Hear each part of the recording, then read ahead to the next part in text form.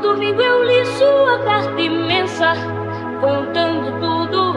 A primeira vez que eu soube o que pensa, soube de tudo e fiquei como quem não vive no mundo. E daí esse meu silêncio profundo, eu senti que a tristeza ia chegar e mudar, ia tomar meu coração.